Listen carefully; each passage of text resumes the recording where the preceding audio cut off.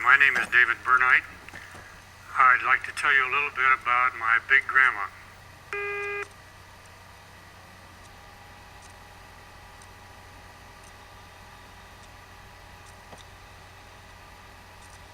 Some of my favorite memories are about Big Grandma. I called her Big Grandma because I also had a little grandma.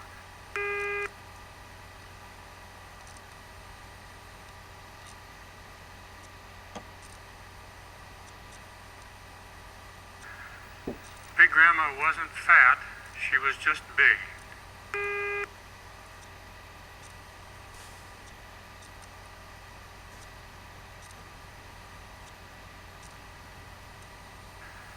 She grew up in Illinois of pioneer settler stock, and she just had big bones and was a big woman.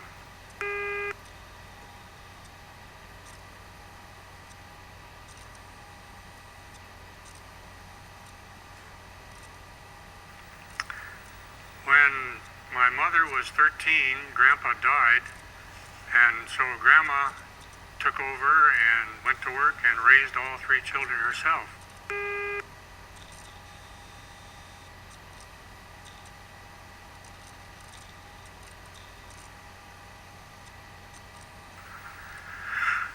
When I came along, Grandma was living about half the time with our family and half the time with her son. So I always considered her a member of our family.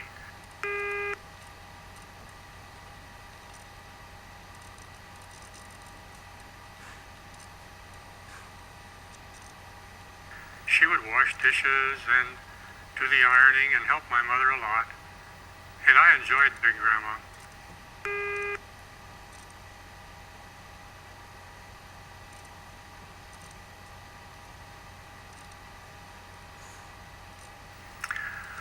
We had a cabin up in the mountains, and we'd go up every June, and Grandma would go with us.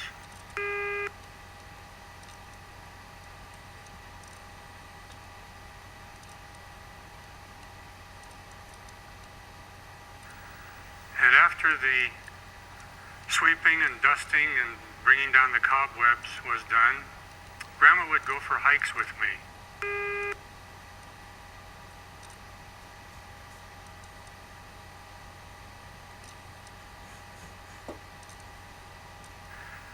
She was an old lady, but she was a sturdy old lady.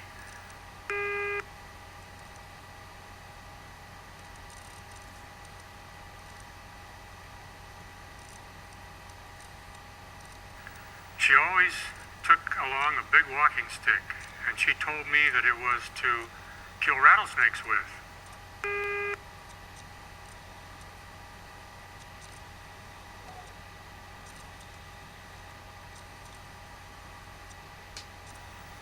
She had grown up in a place where the horses grazing on the prairie in Illinois were sometimes bitten by rattlesnakes, which would lie in the prairie clover.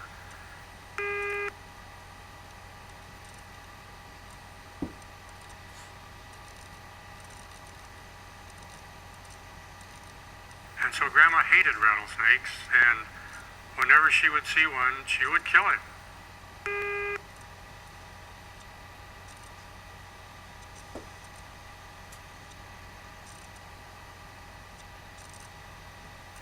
And as a matter of fact, when we'd find one on our hikes on the trail, Grandma would beat its head off with her walking stick.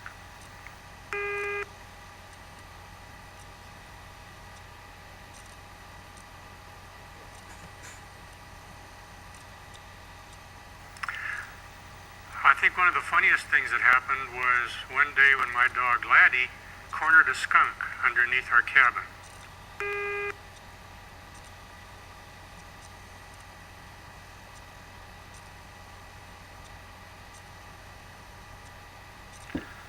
Wow, what a smell that was.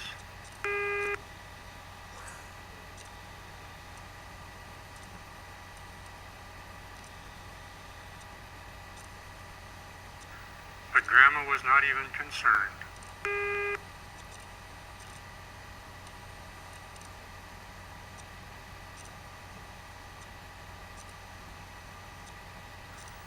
That was the day we discovered that Grandma had lost her sense of smell.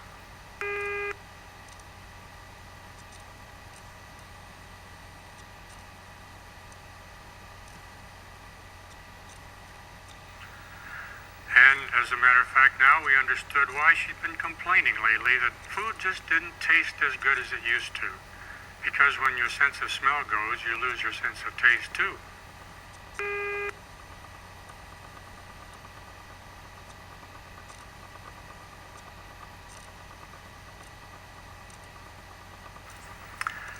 Grandma had been born in 1860, and she told me that when she was 5 years old, her father took her down to the railway crossing to see President Lincoln's funeral train go by.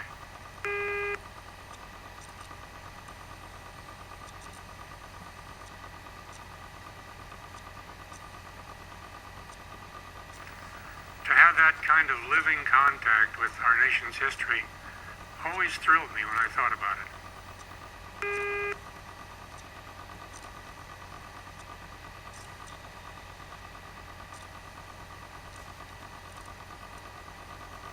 Grandma lived to be almost 102, and on her 100th birthday, President Eisenhower sent her a birthday card.